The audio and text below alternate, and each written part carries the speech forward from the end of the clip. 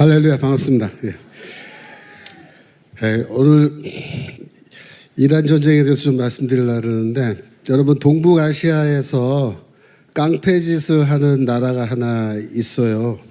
이 동북아시아의 이 조폭 국가, 그 조폭 국가의 이 조폭 두목이 누굴까요? 바로 시진핑. 이재명이 아직 그 정도 급이 못 돼요. 그런데 이 조폭 두목 밑에서 또 동북아시아에서 이 행동대장 하는 놈이 있어요. 누구예요? 김정은이 행동대장인데, 저기 남미로 가면은 남미에도 이 시진핑 밑에서 행동대장 하던 나라가 하나 있어요. 어느 나라일까요? 네, 베네수엘라. 이 베네수엘라의 그 조폭 행동대장 누구죠? 마두로 지금 어디 갔어요? 깜빵 갔단 말이에요. 깜빵. 예. 그래서 이 베네수엘라가 남미의 북한이에요. 베네수엘라가 남미의 북한 나라. 이 베네수엘라, 북한 이건 전부 다 나라도 아니고 이건 마약 카르텔이에요. 근데 저기 중동으로 가면 거기도 이 중국 밑에서 이 행동대장 하는 나라가 하나 있어요. 어느 나라일까요? 이란이야, 이란. 예. 지금 사진이 잘 안 나왔는데. 예. 그래서 그 이란의 행동대장이 누구냐면 하메네이야. 알리 하메네이. 근데 알리 하메네이가 지금 어디 갔어요? 지옥 갔어요, 지옥. 예. 지금 그 아들이 이 행동대장 타이틀을 갖고 있는데 그 아들은 허수아비예요. 진짜 실권은 누가 갖고 있냐면 이란의 혁명수비대 장군들이 갖고 있어요. 여러분, 이란이 휴전을 한다 안 한다, 호르무즈 해협을 열다 다시 막는다, 지금 엎치락 뒤치락 막 난리잖아요. 왜 그러고 있을까요? 이유는 뭐냐면 이 혁명수비대가 전국적으로 27개 지방별로 구성이 되어 있는데, 얘네들은 이제 중앙의 지휘본부가 무너져 버리면 27개가 각자 알아서 싸우는 거예요. 근데 지금 중앙지도부는 다 무너지고 없단 말이에요. 다 죽고. 27개 중에 한 7개 정도는 이미 다 괴멸됐고 20개 정도 남았다 그러는데, 이 각 20개 혁명수비대 그 지휘관들이 어떤 사람은 휴전하자 그러고 어떤 사람들은 휴전하고 끝까지 싸우자 그러고 지금 의견이 안 맞아요.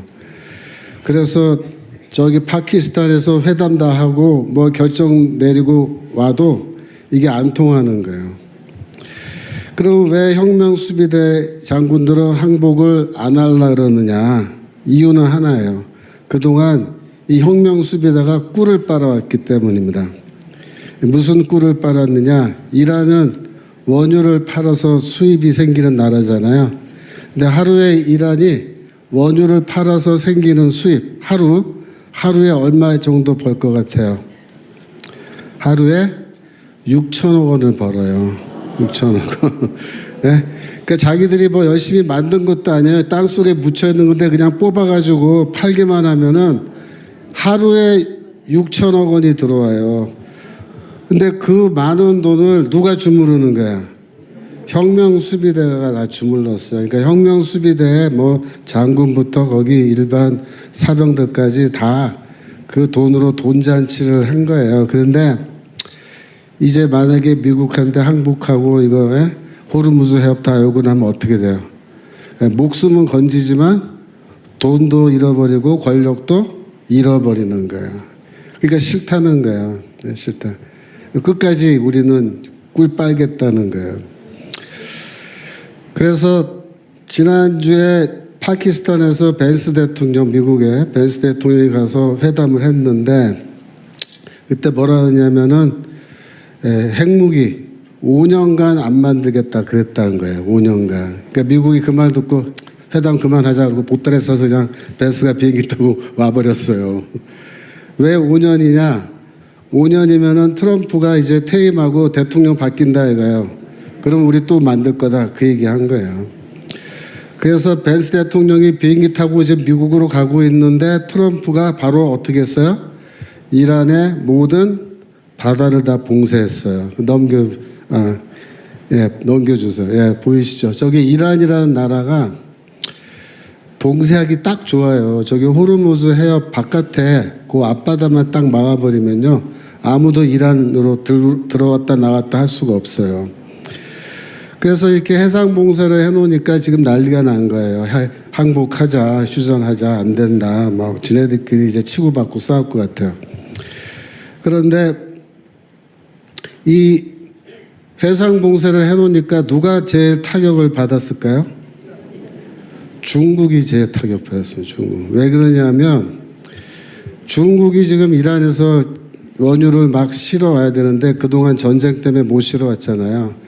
그래서 휴전하는 기간 동안에 그거 실어오려고 배들이 막 들어갔어요. 근데 기름을 다 싣긴 실었는데 봉쇄하느라고 못 빠져나오고 있는 거예요, 지금. 그래가지고 지금 전부 다 갇혀 있어요. 또 이란으로 들어가는 생활 필수품 이런 것도 지금 못 들어가게 지금 딱 막아놓고 완전히 해상 봉쇄한 거예요. 그러니까 이쪽에서는 휴전하자 그랬는데 오늘 아침에 뉴스 들으니까 뭐라 그랬어요? 혁명 수비에다가 그 호르무즈 해협 지나가는 배에다 두 척에다가 이 포를 쐈대요, 포를. 그래서 지금 다시 그러면 휴전 협정 이거 다 무효된 거 아니냐 그러고 있는데, 트럼프 대통령이 임시 휴전 기간으로 정한 게 다음 주 수요일까지입니다. 다음 주 수요일까지 결론이 잘 안 나면 어떻게 돼요? 이란은 석기시대로 간다 이거, 석기시대. 근데 중국 입장에서는 빨리 휴전하면 좋겠다 이거예요, 사실. 중국 입장은 빨리 휴전하는 거예요, 이란이. 그래야 자기들이 이 원유 실어 나갈 수 있는데 이란은 지금 그렇게는 못하겠다 이거예요. 무슨 말이냐면은 더 얻어 터지고 나서 휴전하겠다 그 얘기예요. 그러니까 미국은 여러분 빠른 휴전을 원할까요? 미국은요, 솔직히 말하면 빨리 해도 되고 늦게 해도 아무 상관이 없어요. 예. 빨리 끝나면 그냥 군대 빨리 빼니까 좋지만 천천히 해도 상관이 없어요. 그냥 거기 배 타고 위에 떠 있으면 되잖아요. 배 위에. 그 제일 지금 힘든 게 누구냐면은 누구야? 중국. 그래서 지금 중국을 참교육시키려면 휴전을 천천히 해도 사실 상관이 없어요. 미국 입장에서는 휴전을 뭐 빨리 하느냐 늦게 하느냐 그거는 아무 상관이 없어요. 미국이 원하는 건 뭐예요? 핵무기를 완전히 포기하라 이거예요. 그때까지는 휴전 안 한다 이겁니다. 그래서 넘겨주시면 뭐 그저께부터 트럼프 SNS에 이제 뭐 이란과 함께 미국이 기뢰를 제거하고 있다 뭐 그런 뉴스 나왔지만 지금 다 의미 없어졌어요. 넘기시고 그것도 넘기시고 요거는 이제 조금 볼 필요 있는데, 미국은 뭘 하느냐, 그 60%까지 농축되어 있는 우라늄, 플루토늄 그런 거를 다 회수하는 거예요. 그래서 그거를 회수할 때까지는 미국은 합의 안 해줄 거다 그럽니다. 더 넘겨버리시고요. 그래서 지금 고대 시대 때부터 이 아군의 피해 없이 성을 함락시키는 방법이 뭐예요? 포위해놓고 식량이 떨어질 때까지 기다리는 거예요. 그냥 가만히 이렇게 기다리고. 그러면 식량 떨어지면 어떻게 해요? 그냥 성문 열고 나와서 항복한다고요. 그래서 지금 이란을 해상 봉쇄한 건데 똑같은 거예요, 원리는. 근데 이란은 지금 식량을 40%를 수입해서 먹는 나라예요. 그러니까 60%밖에 자급이 안 되죠. 그러니까 저렇게 지금 벌써 2달 넘게 전쟁을 해서 식량 수입을 못했는데 앞으로 언제까지 더 버티겠느냐, 아마도 오래 버티지는 못할 거다 이렇게 보는 겁니다. 이란은 권투로 치면요, 게임을 시작하자마자 막 두들겨 맞은 거예요. 간간히 이렇게 잽을 뭐 뻗었지만 미국한테는 별 충격을 못 줬죠. 이란이 이 권투 시합에서 이길 수 있을까요? 못 이겨요. 그러니까 이란의 목표는 뭐예요? KO를 당하지 않는 거예요. 그래서 지금 막 두들겨 맞으면서도 쓰러지지 않으려고 안간힘을 다 쓰고 버티고 있는데 차라리 쓰러지는 게 나아요, 그럴 때는. 버티고 서 있으면 더 맞아요, 계속. 그래서 지금 15라운드까지 가봐야 이란이 할 수 있는 거는 아무것도 없습니다. 방송에서 처음에 이란전 터졌을 때 이란이 버티면은 미국이 지칠 거다 그랬죠. 미국이 지쳐요? 안 지쳐요. 미국이 무기가 떨어질 거다 그랬죠. 미국이 무기 떨어졌어요?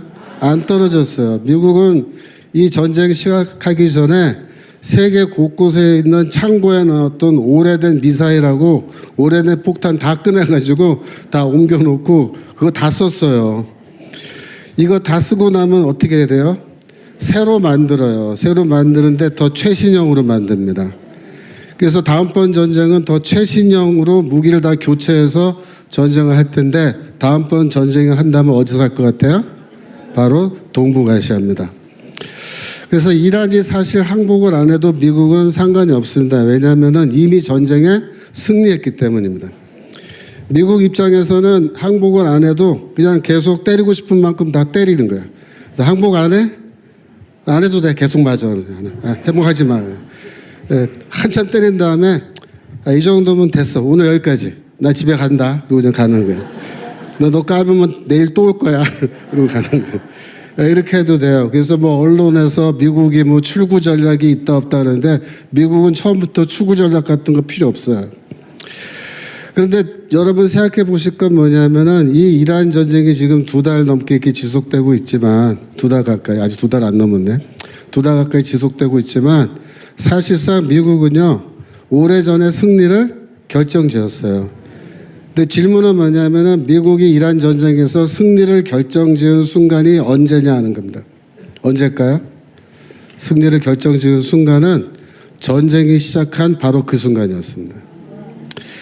미국은 전쟁이 시작하자마자 승리를 결정지었어요. 왜 그런지 제가 설명드릴게요.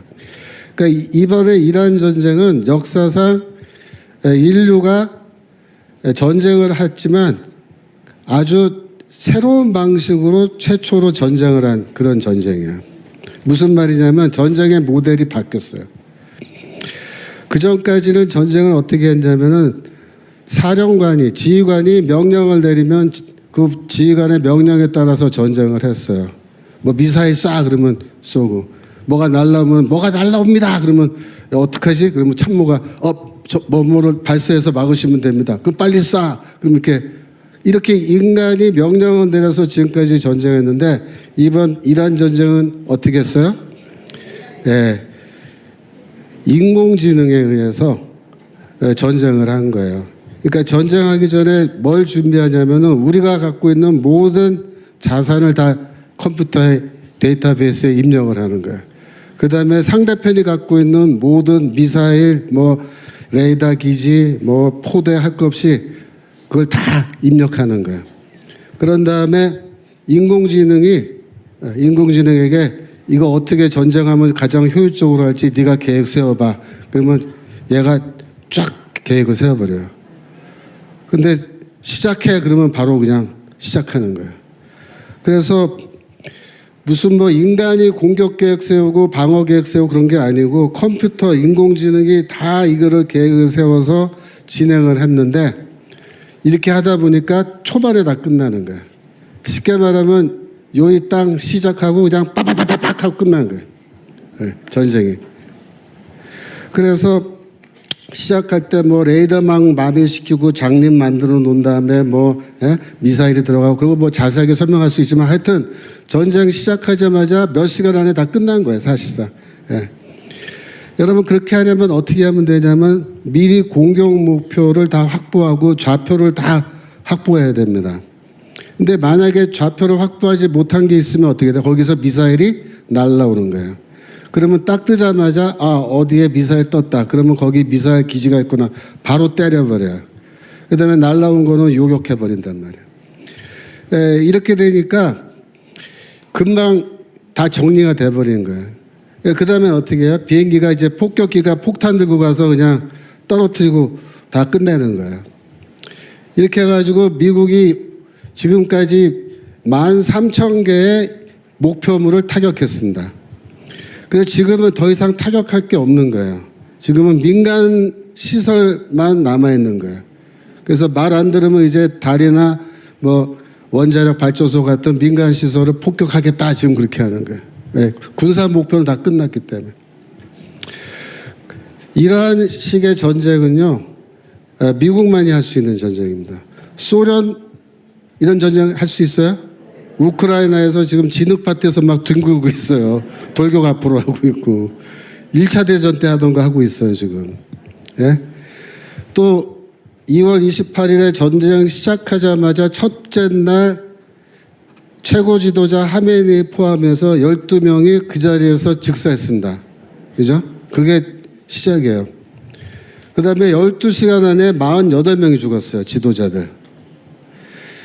24시간 지나고 나서 50명이 더 죽었어요. 2주 후가 지나서 거기 뭐 라리자니 뭐 바사지 사령관, 정보위원장, 국방장관 등등이 그 살아남은 하메네의 아들 데리고 두 번째 지도부 만든다 그랬거든요. 근데 만든다고 모임하자마자 거기 또 폭격해서 이스라엘이 다 죽어버렸어요. 그러니까 이게 전쟁이 이런 식으로 되는 거예요. 이제는. 그러니까 옛날처럼 우리가 생각했던 그런 전쟁은 이제 없는 거예요. 두 번째, 이번 전쟁은 진정한 우방이 어떤 것인지를 보여준 전쟁입니다. 무슨 말이냐면은 전쟁이 일어났을 때 쿠웨이트에서 실수로 미사일을 쏴가지고 미군 비행기를 격추했어요. 그래가지고 그 조종사가 이제 쿠웨이트 미사일에 아군 미사일이죠. 그걸 맞고서 비행기 떨어지니까 탈출했는데 이제 구출은 물론 했죠. 왜 그런 실수가 일어났냐 하면 이 쿠웨이트의 미사일은요, 미국의 이 AI 시스템에 등록이 안 돼 있는 거예요. 그러니까 별도의 시스템이 돌아가니까 얘네들은 실수로 아군인지 적군인지 분간 못하고 막 쏜 거예요. 근데 이스라엘하고 미군이 합동작전하는데 여러분, 이스라엘이 실수로 미군 비행기 떨어뜨릴까요? 그런 거 전혀 없어요. 왜 그런지 아세요? 이 이스라엘과 미국은 두 개의 국가지고 두 개의 군대지만 마치 한 대의 군대인 것처럼 완전하게 통합되어 있는 거예요. 어떻게? AI로 다 통합되어 있는 거예요. 다 등록이 되어 있는 거예요. 그래서 이 이스라엘이라고 하는 나라는 자신들이 갖고 있던 모든 군사적 자산을 미국 컴퓨터에 다 집어넣은 거예요. 그래서 전쟁을 한 겁니다. 이게 뭐냐? 이게 우방이에요. 이게 새로운 개념입니다. 우방은 뭐다? 우리가 갖고 있던 모든 자산이 미국 안에 미국 컴퓨터 시스템에 다 들어가 있으면 그게 우방이다. 그게 안 들어가 있으면요, 우방이 사실상 아닌 거예요. 사우디아라비아를 포함해서 중동의 국가들이 이란이 그 미사일을 쏴가지고요, 자국 아래에 있는 석유 시설이 폭격을 당했어요. 그 화가 나죠. 화가 나니까 뭐라 했냐면 미국한테 우리도 참전하겠다 그랬어요. 우리도 비행기 있고 우리도 뭐 미사일 있으니까 참전하겠다. 그러니까 미국이 뭐라 그랬는지 알아요? 안 된다 그래서 안 된다. 왜 안 된다 그랬을까요? 그냥 참전하면 또 미국 비행기 쏴요 얘네들이. 그래서 안 된다. 너희들 안 해도 우리가 다 알아서 할 테니까 그냥 가만히 있어라. 그렇게 된 거예요. 그래서 이 두 나라의 무기 체계가 서로 다르고 이렇지만은 그거를 하나로 통합시키는 게 뭐냐면 그게 군사훈련이에요. 미군이 하는 군사훈련은 뭐예요? 그 나라가 갖고 있는 군사자산과 미국이 갖고 있는 군사자산을 하나로 합치는 거예요. 그게 군사훈련이에요. 그래서 앞으로는 미국의 우방이냐 아니냐 그 결정하는 기준이 뭐예요? 군사적 자산이 미국 군사 시스템에 통합되어 있는가 아닌가. 그게 우방을 결정하는 기준이 됐습니다. 이제 세 번째로 이거는 우크라이나 전쟁 얘기인데요. 이란 전쟁이 한참 진행되면서 우리가 우크라이나 전쟁 까먹고 있었죠. 계속 전쟁했어요. 근데 재밌는 게 뭐냐면 전쟁 중에 로봇이 전쟁터에 투입됐습니다. 그러니까 여러분들이 드론 아시죠? 드론도 로봇이에요. 정찰 드론이 먼저 정찰을 하고 그 다음에 진지 폭격을 해버려요. 그 다음에 총을 쏘는 로봇이 있어요. 저기 그림 중에 왼쪽 위에 있는 거는 폭탄을 갖고 있죠. 그는 자폭 드론, 자폭 로봇이에요. 자폭. 그러니까 적의 진지 들어가서 폭탄 터뜨리고 죽는 거예요. 로봇이. 오른쪽에 있는 것들은 뭐냐면 총을 쏘면서 전진해서 전투하는 로봇이에요. 자동차처럼 생겼지만 로봇입니다. 저게 사람이 없어요. 저 안에. 그래가지고 이 4월 달에 어떤 일이 있었냐면은 우크라이나 군이 저 로봇만으로 러시아 진지를 공격해서 진지를 탈환했어요. 그러니까 인간 병사는 한 명도 출동 안 하고 로봇들만 쫙 가서 전투를 했는데 결국 러시아 병사들이 손 들고 다 나왔어요. 항복하고. 로봇하고 못 견디겠다. 전쟁 못한다 우리는. 다 죽기 싫다. 그러고 나왔어요. 그래서 로봇 종류가 굉장히 다양한데 뭐 보급, 공병용 로봇도 있고 그다음에 물자 운반하는 로봇도 있고 그죠? 또 부상한 사람 후송해주는 의무 후송 로봇도 있고 뭐 많아요. 근데 우크라이나에서 작년에 로봇이 15,000대가 생산됐고요. 금년도에 2만 대가 생산된답니다. 그러니까 전쟁의 양상이 바뀌었어요. 근데 로봇은 전쟁터에서 피도 안 흘려요. 총 맞아도 고통도 안 느껴요. 근데 누가 우크라이나에 이런 기술 줬을까요? 미국이에요, 미국. 근데 더 놀라운 건 뭐냐면 이건 미국 스타트업 회사인데요. 파운데이션 로보틱스라는 회사가 만든 휴머노이드형 로봇인데 이름이 팬텀 MK1이래요. 작년 10월에 처음 공개됐는데 키가 180cm고 몸무게 80, 그렇게 되는데 인간 보병과 같은 속도로 걸을 수 있대요. 행군할 수 있대요. 근데 이 안에 인공지능의 AI가 있고 전기 모터로 이게 다 팔과 손이 작동되는데 인공지능이 센서 카메라로 쫙 보고서 다 환경을 순식간에 다 평가하고 누가 적인지 누가 아군인지 내가 어느 방향으로 가야 되는지 그걸 파악하고 움직인다는 거예요. 그래서 2대가 지금 실험적으로 우크라이나에 들어가 있는데 이게 무슨 뜻이에요? 전쟁의 방식이 바뀐다는 거예요. 바뀐다. 공중에서 해상에서도 바뀌지만 이제 육상에서도 바뀐다는 겁니다. 이게 다 누가 이렇게 하는 거냐? 이런 식의 기계를 가장 잘 만들 수 있는 나라는 미국이고 그 다음에 일본하고 우리나라도 가능해요. 또 중국도 만들 수 있어요. 이 인공지능과 반도체 기술이 있고 로봇 기술이 있으면 다 만들 수 있습니다. 앞으로. 그러니까 이게 지금 앞으로 생각을 해보세요. 그 AI가 공중에서 모든 정보 다 파악하고 로켓 발사다 하고 그죠? 해상에서도 배들도 다 함께 협조해서 전투하고 그 다음에 지상에서는 이런 로봇이 수만 개가 지상에서 총 들고 전투하러 뛰어들어간다고 생각해 보세요. 완전히 터미네이터 영화 현실판 되는 겁니다. 이게 지금. 세 번째로 이란 전 모두가 봤지만 가장 놀란 거는 누구다? 중국이다. 중국이 이번에 미국이 이란 전쟁하는 거 보고 거의 쇼크 먹었을 겁니다.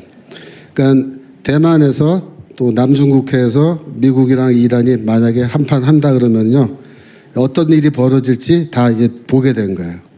근데 이 전쟁 방식이 바뀌었는데 이게 어떻게 된 거냐면요 무조건 선제 공격을 하는 쪽이 유리해요. 그러니까 선제 공격 빡빡빡 하고 전쟁 끝나기 때문에 적이 공격한다면 우리가 반격한다 그런 거 없어요 이제는. 그러니까 이 앞으로 전쟁은 뭐 저쪽이 공격해오면 우리도 공격한다 그게 아니고 딱 봐서 찬스 됐다 싶으면 바로 때려버리고 끝내야 되는 거예요. 그게 지금 원칙이 바뀐 겁니다. 그래서 지금 중국 같은 경우는 이란에서 그 무기를 중국제로 많이 갖다 놨잖아요. 그죠? 그 이란제 레이더 뭐 해서 미사일 다 해놨는데 이번에 다 무용지물이란 게 증명이 됐어요. 그러니까 중국에서는 자기들이 이 전쟁 시뮬레이션 하면은 미국하고 전쟁에서 승리한다고 생각했거든요. 근데 이번에 보니까 뭐야? 게임이 안 돼요. 그러니까 이 레이더가 작동이 안 되는 거야. 미사일이고 뭐고. 여러 가지 이유가 있는데 제일 큰 문제는 뭐냐면 중국은 이 모든 분야에 부정부패가 있는데 심지어 이 무기를 생산하는 과정도 다 부정부패가 들어가서 정부에서 첨단 레이더를 개발한다. 그걸 위해서 예산이 얼마다. 그래갖고 회사들이 입찰하잖아요. 그러면 이 입찰한 회사들이 결국 심사위원들하고 다 한패가 되는 거예요. 뇌물 줘가지고. 그래서 이 기술이 안 되는데 평가는 100점 맞고 그 회사가 선정이 되고 납품을 해요. 근데 실제 이제 현장 가서 미사일 요격하는 것도 다 짜고 미리 쉽게 요격할 수 있게 짜고서 요격 딱 하면은 이거 기계 대단하네. 이제 이거 있으면 우리가 전쟁하면 이기겠군 했는데 뭐야. 전부 다 작동 제대로 안 되는 거예요. 그래갖고 이 중국은 지금 여러 가지로 지금 문제가 많죠. 내부 권력 투쟁 때문에 혼란스럽고 경제도 지금 많이 망가졌고 그래서 미국 입장에서는 지금이 북한 문제를 해결하기 딱 좋은 시기가 되어가고 있는 거예요. 네, 그래서 쿠바는 이란 전쟁 보고 바로 그냥 항복했죠. 그래서 뭐 평화적으로 접수할 거라고 그러는데요. 트럼프 대통령이 다음 순서는 쿠바라 그러는데 쿠바는요 미국이 가서 할 게 별로 없어요. 거기 뭐 싸울 수 있는 군대가 있는 것도 아니고 뭐 자원이 있는 것도 아니고 쿠바는요 먹을 것도 없고요. 저거 완전 거지 나라예요. 그래갖고 미국이 접수해도 먹여 살려야 돼요. 그러니까 이게 하여튼 그렇지만 미국은 접수할 겁니다. 왜냐하면 자기 바로 앞바다에 있는데 저게 적국이 되면 아주 곤란하잖아요. 그래서 접수는 하는데 실제로 다음 순서는 쿠바가 아니고 어디라고요? 북한입니다. 북한. 네 번째로 이번 전쟁은 어떤 전쟁이냐면 누가 적이고 누가 배신자인지를 확실하게 다 드러낸 전쟁이었습니다. 미국은 이번 전쟁에서 동맹 없이도 미국 혼자서 다 싸워서 이길 수 있다는 것을 증명했습니다. 원래 미국의 전통적인 우방은 유럽이었어요. 뭐 영국, 프랑스, 카나다, 호주, 뉴질랜드. 근데 이 국가들이 이번에 다 미국에 등을 돌렸습니다. 3월 14일에 트럼프 대통령이 영국, 프랑스, 일본, 한국, 중국에게 호르무즈 해역에 군함 파견하라고 요청했죠. 근데 그 다음에 뭐라고 반응했어요? 넘겨주시면 뭐 우리 전쟁 아니다. 우리는 확전에 휘말리지 않겠다. 전쟁 최고조 지난 다음에 가겠다. 뭐 별의별 소리 하면서 아무도 안 갔어요. 그죠? 그 다음 거 넘겨주시면 트럼프 대통령이 화가 나가지고 이 겁쟁이들 너희들 우리가 필요할 때는 없고 우리 필요할 때는 도와달라 그러고 너희들랑 상종 안 하겠다. 그런 뜻으로 발표했고 넘기세요. 그 다음에 7개국 정상 공동 성명 이런 걸 발표했는데 이거는 완전 코미디였어요. 말로만 입으로만 뭐라 하냐면 이란 해협 봉쇄하면 안 된다. 봉쇄 반대한다. 입으로만 그러고 실제적인 도움은 아무도 보내주지 않은 거예요. 그러니까 다 얼마나 위선적인지 그 다 폭로됐죠. 그 다음에 3월 말에 프랑스에서 G7 외무장관 회의가 있었는데 루비오 장관이 7개 나라 외무장관 다 소집해가지고 회의했는데 우리나라도 업저버로 참여했습니다. 거기서 뭐라 했냐면 전쟁 끝나고 우리는 떠난다 이거예요. 근데 이 호르무즈 해협과 이쪽을 너희들이 알아서 관리해라. 왜? 너희가 여기서 기름 사가지 않느냐. 미국은 이거 기름 여기 필요 없다 우리는. 그러니까 너희가 알아서 잘 관리해라. 그렇게 얘기한 거예요.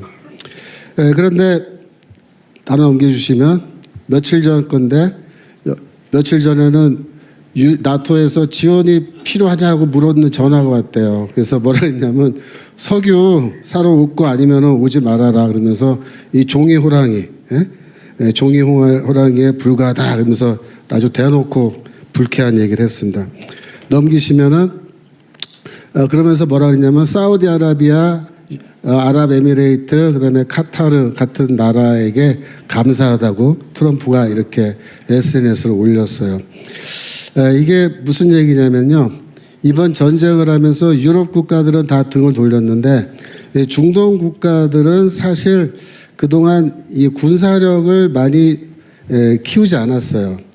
그러니까 이란만 계속 군사력 증강하는데 나머지 나라들은 대항할 수 있는 군사력을 전혀 준비 안 하고 있다가 이번에 전쟁 터지니까 막 두들겨 맞은 거예요. 전부 다 이란한테. 그래서 이번에 중동 국가들이 전부 다 결심을 한 거예요. 우리가 무장해야 된다. 그래가지고 공격용 미사일, 방어용 미사일 뭐 다 새로 사겠다고 지금 막 줄 섰어요. 그래서 이 나라들이 전부 다 이제 재무장 할 거잖아요. 그러면 어떻게 되냐면은 미국하고 연합군이 되는 거예요. 중동에. 그래서 미국의 군사 시스템에 다 들어오는 거예요.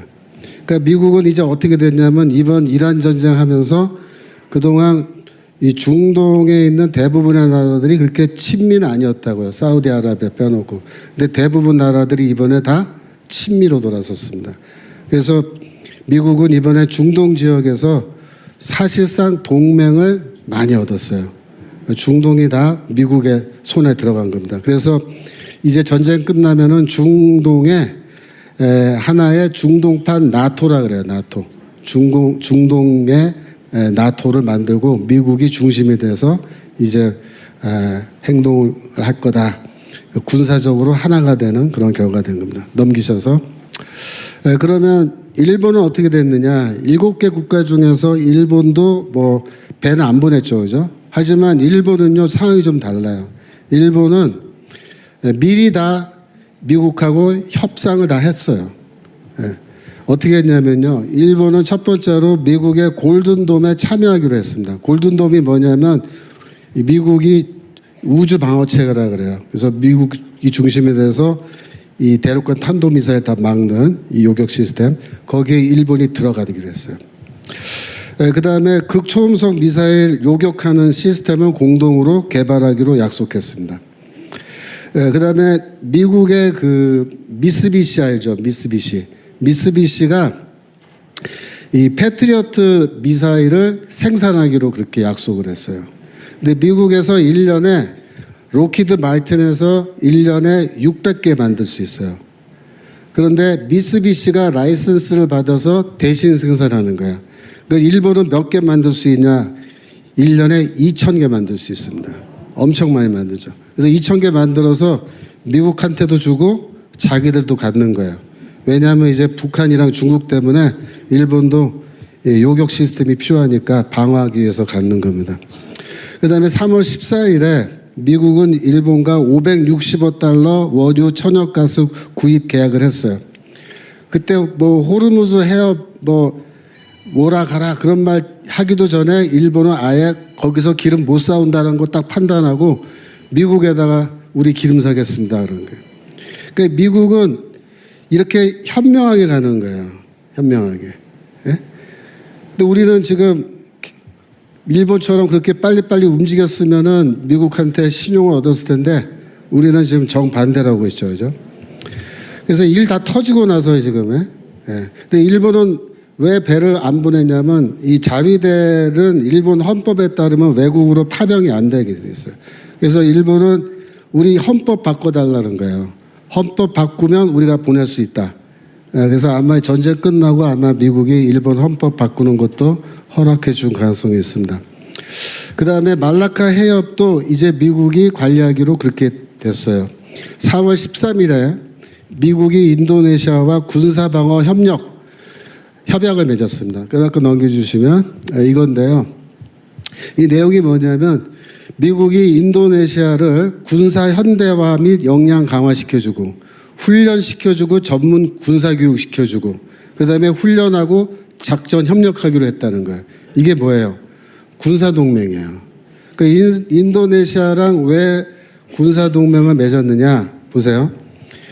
이 이란에서 호르무즈 해협 통과해서 중국이나 일본이나 우리나라로 원유가 오려면요 반드시 어디를 통과해야 되냐면 말라카 해협을 통과해야 되는 거예요. 그 말라카 해협이라는 데가 그 다음 거 보여주세요. 지도. 저렇게 생겼어요. 저게 위에는 말레이시아, 아래가 인도네시아고 여기 싱가포르에 있거든요. 근데 이번에 인도네시아가 그동안 중국 쪽에 붙었다, 일본 쪽에 붙었다, 왔다 갔다 하던 나라예요. 근데 이번에 완전히 미국으로 붙었어요. 이 협정 딱 맺고 이제 뭐다? 미국하고 군사 협력 관계예요. 거의 동맹 비슷해요. 그러니까 저기까지 이제 미국이 장악한 거예요. 그러니까 호르무즈 해협도 이제 미국이 장악할 거고 말라카 해협도 미국이 장악했는데요. 그 말이 뭐예요? 말 안 들으면 둘 중 하나만 막아도 중국으로 원유가 못 가요. 못 가요. 옛날에는 중국이 큰 소리 떵떵 쳤잖아요. 이란이 우리 편이고 남중국해는 우리 거고 말 안 들으면 일본이랑 한국 벽이 통행세 받겠다고 지금 거꾸로 됐어요. 예? 예. 그래서 나토와 미국은 이제 어떻게 될 거냐? 일단 거 넘겨주세요. 예. 이번 전쟁에서 미국은 나토 국가에 대해서 큰 불만을 갖게 된 거예요. 사람들이 뭐라 그러냐면 호르무즈 해협은 투표소였다 이렇게 말해요. 투표소. 투표지가 뭐냐면 함정 보내는 거, 배를 보내는 거. 저는 뭐라고 얘기냐면 호르무즈 해협은 동맹 식별을 위한 리트머스 시험지였다. 리트머스 시험지 알죠? 예. 그래서 미국은 이렇게 얘기한 거예요. 너 누구한테 투표할 거야? 너 누구네 편할 거야? 정해. 중국이야? 우리야? 이렇게 물어본 거예요. 근데 일본은 미국에 투표한 겁니다. 예. 중동 국가들 다 미국에 투표한 거예요. 근데 유럽 국가들은 우리는 몰라 그러고 그냥 투표 안 하고 도망가 버렸어요. 네. 그래서 전쟁 끝나면 미국이 이제 나토를 탈퇴할 건지 안 할 건지 고민할 겁니다. 근데 유럽 국가들의 선거가 이제 다가와요. 그래서 선거 결과를 놓고 아마 결정한 건데 이번에도 또 이 공산주의자나 사회주의자들이 다 수상 받고 정권 잡고 그러면요. 아마 미국이 탈퇴하거나 최소한 미국 주둔지를 옮길 겁니다. 예를 들어서 스페인 같은 나라가 이번에 자기네 나라 영공을 통과하지 못하게 했어요. 미국 비행기가. 그래서 미국이 되게 열받았어요. 그러니까 스페인에 있는 군사기지를 헝가리나 폴란드 같은 나라로 다 옮겨버릴 거다. 독일, 프랑스, 영국 이번에도 무언가 조치가 있을 거로 봅니다. 그러면 우리나라 어떻게 되냐? 그 다음 거요. 대한민국은 넘겨주세요. 대한민국. 그러니까 미국이 이렇게 지금 너 우리 동맹이냐 아니냐 그걸 다 확인하고 있는데 지금 전 세계가 그래서 레드 팀과 블루 팀으로 나눠진 거야. 블루 팀이 이제 미국 팀이고 레드 팀이 중국 팀이거든요. 그 대한민국은 지금 블루 팀이에요, 레드 팀이에요? 네. 이재명이가 대한민국은 레드 팀이라고 자꾸 이제 사인을 준 거예요. 그게 뭐냐면 이재명이 SNS에서 이스라엘을 비난한 거 있죠. 이스라엘이 넘겨주세요. 이스라엘이 이란 공격한 것은 뭐 유대인 학살과 다름이 없다. 그래서 무슨 영상 보여줬다 했잖아요. 넘겨주시고 그래가지고 이것도 뭐 원래 그거 아니다 그러니까는 변명을 한참 이제 늘어놓은 거예요. 그다음 거 넘겨주시면 그러니까 이스라엘 정부가 뭐라 그랬어요? 이재명의 발언을 용납 못한다. 근데 이게 외교상 이런 말을 할 수가 없는 말이에요.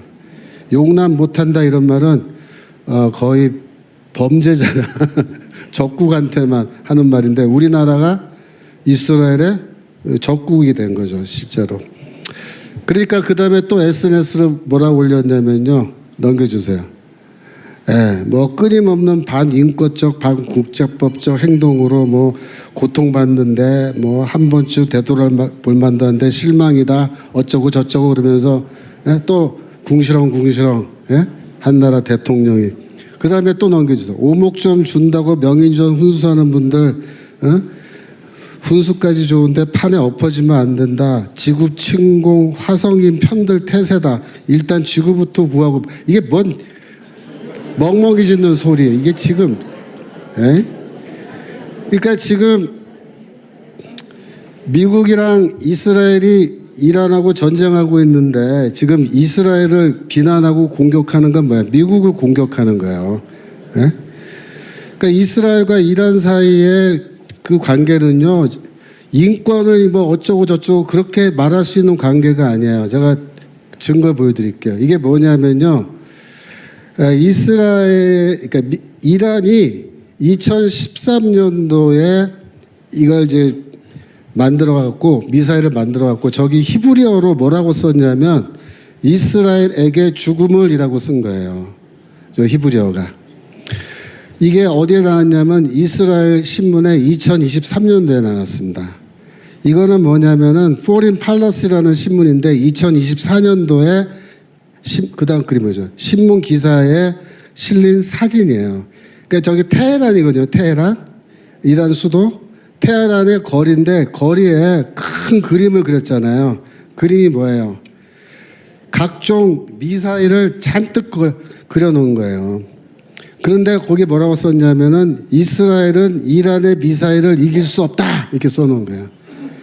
이 정도로 이란이 이스라엘을 도발한 겁니다. 그런데 저렇게 많이 미사일을 만들고 이스라엘에게 죽음을 주겠다고 지금 그러는 나라인데 핵탄두까지 만들어서 저기다 꽂아버리면 어떻게 돼요? 저 미사일에 핵 미사일이 날라오는 거 아니야. 근데 이스라엘은요, 나라도 조그매요. 영토도 작다고. 거기 핵무기 몇 개만 터져도 그냥 끝장나는 그런 나라잖아요. 그러니까 이스라엘 입장에서는 이게 인권의 문제예요. 자기들 삶과 죽음의 문제예요. 작년에 6월 달에 12일 동안 이란이랑 이스라엘이 미사일 쏘고 싸웠었죠. 그때 넘겨주세요. 그때 민간인들인데 이스라엘 민간인들이 이란에 미사일 맞고 죽은 사람들이에요. 그러니까 이재명이가 인권을 따지려면 이 사람들 인권은 왜 얘기 안 해요? 예? 이 사람도 억울하게 죽었잖아요. 이란 미사일 맞고. 그러니까 우리나라 좌파들 특징이 뭐냐면 인권을 말하고 뭐 이런 거 말하면서 항상 선별적으로 말하는 거예요. 선별적으로. 지난주에 저희 학교에서 채플 시간에 어떤 교수가 기도를 했나 봐요. 근데 이제 학생이 수업 시간에 쉬는 시간에 저한테 와서 얘기하는 거예요.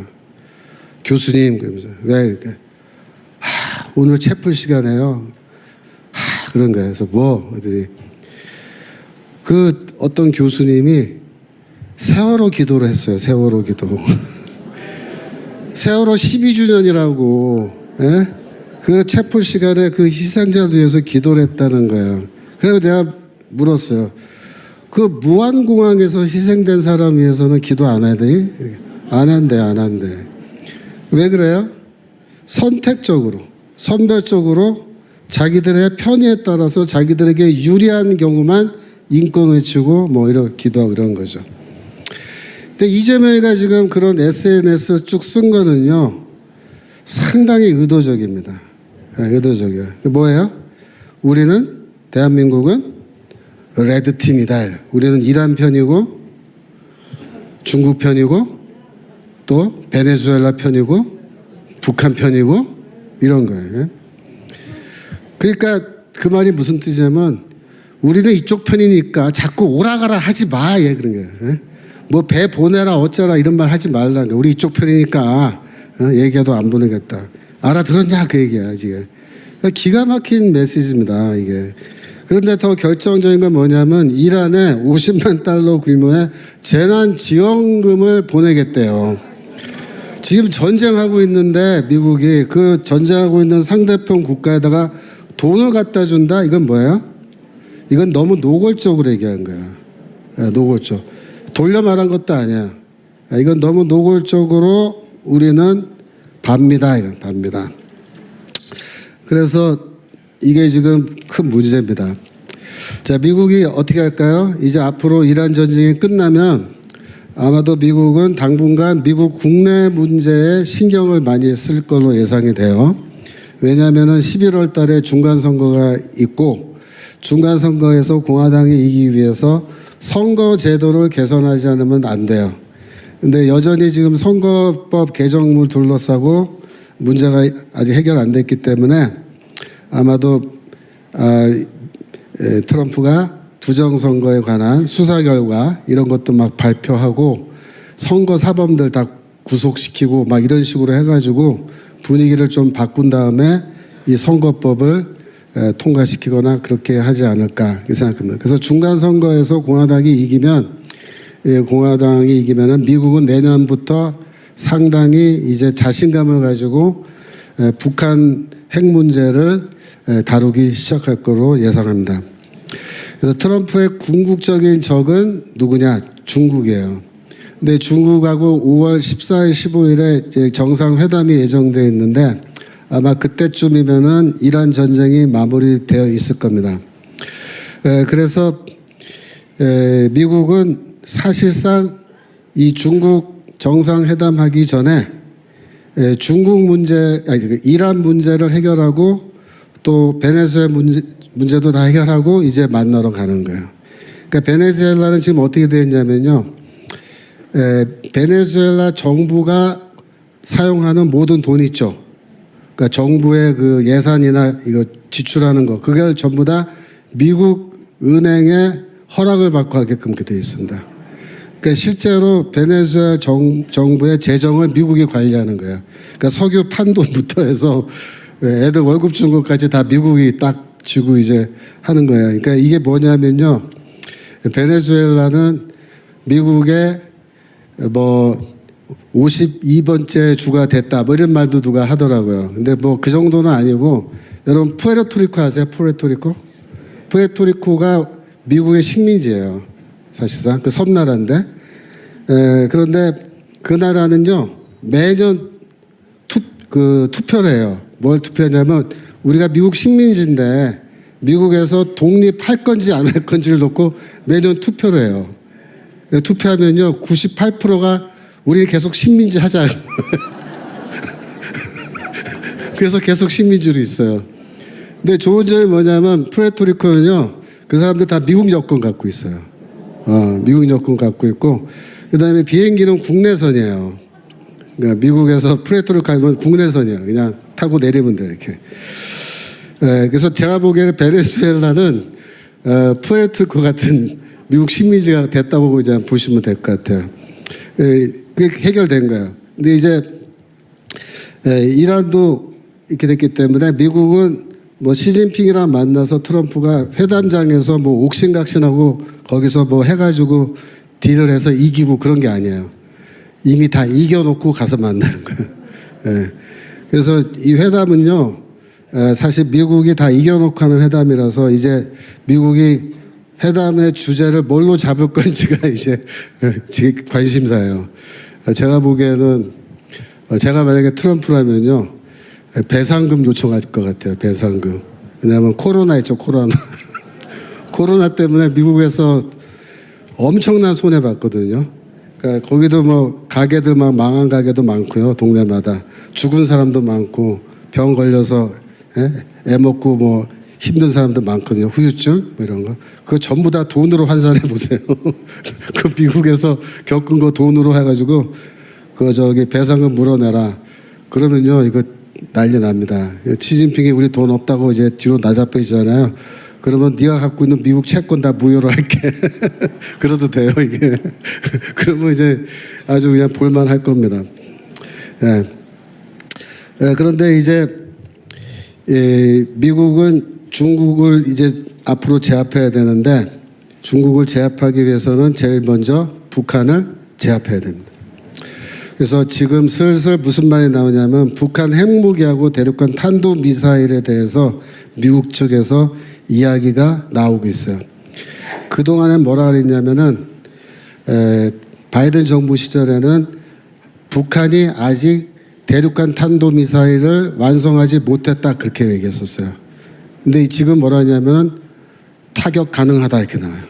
본토 타격 가능하다.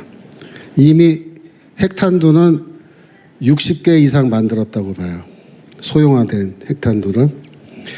그래서 미국이 이제 이 문제를 다룰 텐데, 제일 좋은 평화적인 방법은 이제 핵을 포기하게끔 그렇게 유도하는 거죠. 그러니까 김정은이가 핵을 포기하는 게 제일 좋아요. 근데 김정은이가 핵을 포기할까요? 네, 안 할 거예요. 그 미국이 북한이 핵 갖고 있는 걸 허용해 줄까요? 이게 지금 이제 두고 봐야 알 텐데, 제가 보기에는 옛날 같으면은 미국이 포기해요. 근데 이번에 이란에서 전쟁을 해보면서 자신감을 얻었기 때문에 미국이 이번에는 좀 세게 나올 가능성이 있어요. 너 핵 포기 안 하면 너 가만 안 둔다. 이란에서 하는 거 봤지? 이렇게. 마두로처럼 잡아가지도 않아. 너 그냥 하메인이랑 같이 지옥에서 불맛 좀 볼래? 이렇게 할 수 있어요. 왜냐하면은 북한은 이란보다 사이즈가요 14분의 1밖에 안 돼요. 그러니까는 위성으로 들여다보면요 이란처럼 이렇게 넓지가 않아요. 그리고 미국은 북한을 오랫동안 들여다보고 있었어요. 면밀하게. 우리가 그걸 어떻게 하냐면 작년에 그 미국이 이란 핵시설 폭격했잖아요. 벙커버스터로.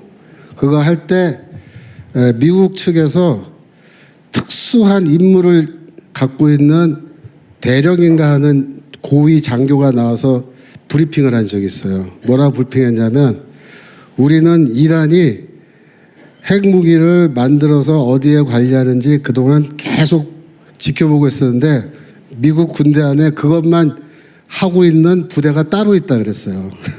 그래서 어느 정도로 정확하게 하냐면 여기 원래 굴뚝이 있었는데 얘네들이 굴뚝을 일로 옮겼대요. 근데 그것까지 다 보고 있는 거야. 아, 굴뚝이 일로 옮겼네.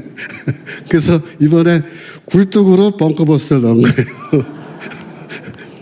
그러면 생각해 보세요. 이란의 핵무기를 미국이 그렇게 24시간 전담해서 보고 있는 부대가 따로 있다면 북한을 전담하고 있는 부대는 없을까요?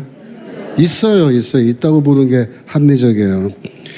그러니까 미국은 북한을 다 들여다보고 쉽게 말하면 좌표를 다 잡아놓고 있는 거예요. 유사시에 어디 때리면 된다. 이게 다 보고 있는 거예요.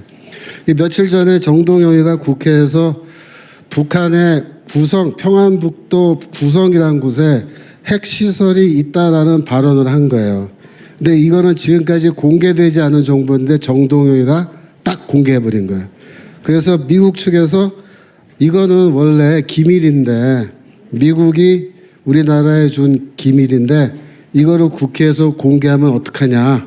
그래서 앞으로 대한민국의 기밀을 공유하지 않겠다라고 선언해 버렸습니다.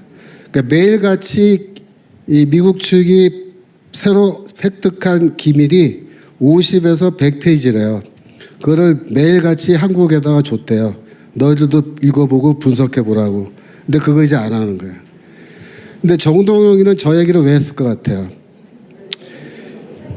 이거 정보를 딱 본 거예요. 구성에 핵시설이 있다는 걸 미국이 파악하고 있네.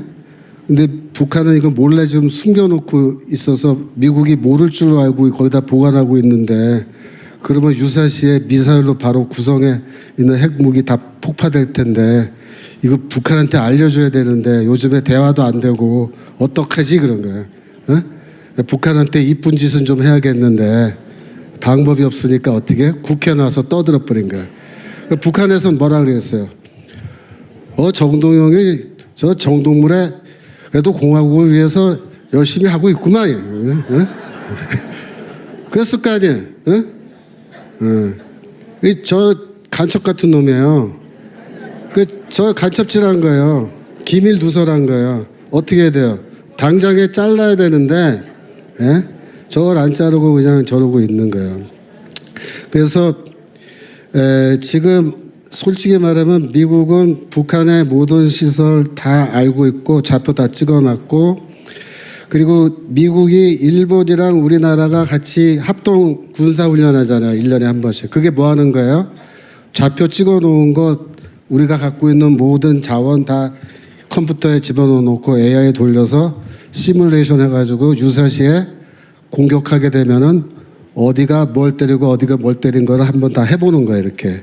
그래서 빈틈없이 다 때릴 수 있는가. 이게 1시간 안에 작전이 다 끝나는가. 비행기를 언제 뜨고 이거 다 해보는 거예요. 연습을. 그런데 어떻게 했어요? 이재명이가 연합훈련 참여 안 한다고 빠져나간 거예요. 그러니까 미국이 지금 그거를 고민할 거예요.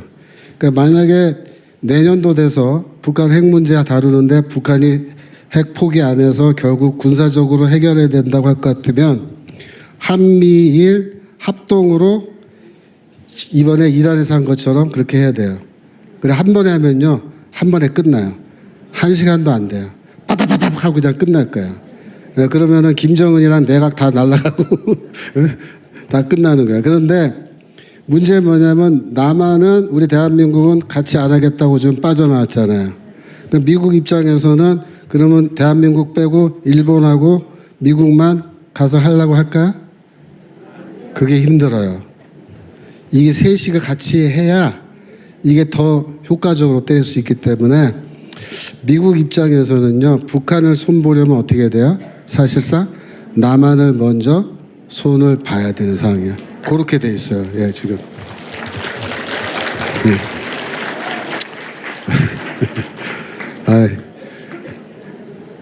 제가 또 너무 큰 희망을 드리니까 희망 고문일 수도 있지만 제가 보기에는 아마 그렇게 갈 걸로 예상됩니다.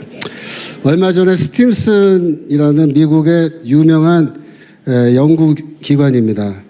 국제관계연구소인데 한국 관련 보고서가 나왔어요. 내용이 있는데요.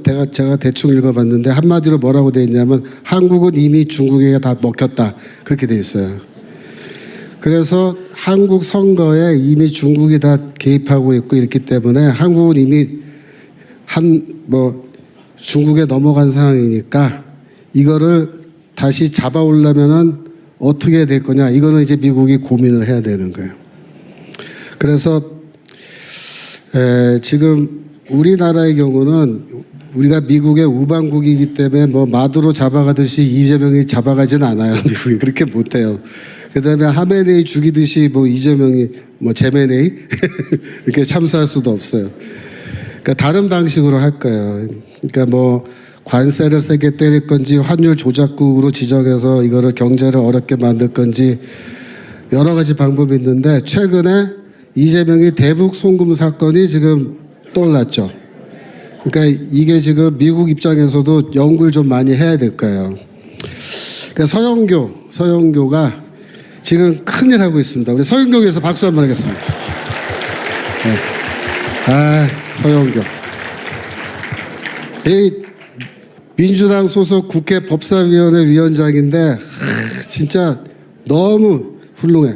쌍방울 회장, 부회장 다 불러다가 국회 청문회 하면서 그 부회장이 북한 대남 공작원 이호남 만났어요? 안 만났어요? 그러니까 만났습니다. 돈 줬어요? 안 줬어요? 줬습니다. 70만 불 주는 거 봤어요? 그러니까 다 받고 사진 있어요? 그러니까 사진 다 검찰에다 보관 중입니다. 알았어요. 어이, 놀랐어. 우리 편인 줄 알았어요. 어이. 그래가지고 지금 우리가 지금 물론 수세지만 슬슬 반격의 기회가 오고 있다 이겁니다. 그러니까 한 내년 정도 되면은 미국이 이제 이 동북아시아로 시선을 돌릴 것이고 그러고 나서 북한하고 이제 남한 문제를 하나하나 이렇게 어떻게 해결하면 좋을지 지금 그거 해결하려고 대사도 다 이게 보내놓은 거예요. 이제 연구를 하기 시작하는 거예요. 자기들도. 그러니까 우리는 뭐예요? 인내심을 갖고 기회가 올 때까지 기다리면서 단결하고 이재명에 반대하는 모든 세력을 다 어떻게 규합해야 되는 거예요. 규합해야 되는 거예요. 그래서 우리가 광화문에서 이재명에 반대하는 모든 사람들을 다 규합해서 기회가 오기를 기다려야 되는 거예요. 이재명 정권 무너뜨리지 않으면 대한민국은 절대로 정상화될 수 없답니다. 이번에 이란 전쟁을 하면서 특이한 건 뭐냐면요. 알곡과 가라지가 다 구분이 되는 거예요. 미국 입장에서도 알곡과 가라지가 다 구분돼요. 이 유럽이 알곡인 줄 알았더니 뭐야? 저것들이 다 가라지. 예. 대한민국도 원래 알곡이었는데 이게 가라지 되려고 자꾸 난리 치고 있어요. 그래서 이 미국 입장에서도 알곡과 가라지가 구분되는 그런 시점이 된 겁니다. 세계 정세가 그렇게 돌아가고 있어요. 근데 우리나라 국내에서도 어때요? 알곡과 가라지가 쫙 가라지기 시작합니다. 이제 이 세월이 갈수록 시간이 갈수록 더 그럴 텐데 이미 교회 안에서 보면요. 알곡과 가라지가 이미 뚜렷하게 딱 갈라지기 시작했어요. 결정적인 건 뭐냐면 지난번 부활절날 저 여의도 순복음교회에서 누가 알곡이고 누가 가라지인지 온 천하에 다 확연하게 다 공개됐습니다. 그전에는 이게 알곡이야 가라지야 봐도 잘 모르겠고 구분이 안 돼요. 나도 내가 알곡이야 가라지야. 근데 이제는 뭐예요? 쫙 갈라져. 분명해지는 거예요. 그래서 이제는 알곡과 가라지가 구분되고 친구와 적이 구분되는 거예요. 우방국과 적국이 구분되는 겁니다. 진짜와 가짜가 구분되는 겁니다. 참과 거짓이 구분되는 거예요. 진짜 기독교인, 진짜 성도가 누구인지, 누가 가짜 성도인지가 쫙 보이는 거예요. 빛과 어둠이 나누어지는 시대가 되었습니다. 드디어 이제 하나님의 심판의 때가 다가오고 있다, 이런 말입니다. 그래서 우리가 이런 말씀을 다시 한번 기억하고, 우리 나라와 전 세계가 지금 알곡과 가라지가 갈라지는 이런 시대가 됐는데, 주님, 대한민국의 교회는 다 알곡되게 하옵소서. 가라지들이 다 회개하고 돌아와서 알곡되게 하옵소서. 우리와 함께 가문해서 다 알곡으로 모이게 하옵소서. 하나님의 국류를 우리가 기대하고 하나님의 은혜와 하나님의 역사를 기대하면서 우리가 인내하면서 함께 나아가야 될 줄로 믿습니다. 우리 함께 주여 삼창하고 기도하실 때 특별히 우리나라 또 미국 또 이란 전쟁을 위해서 알곡과 가라지 우리가 반드시 알곡되기 위해서 함께 기도하겠습니다. 주여!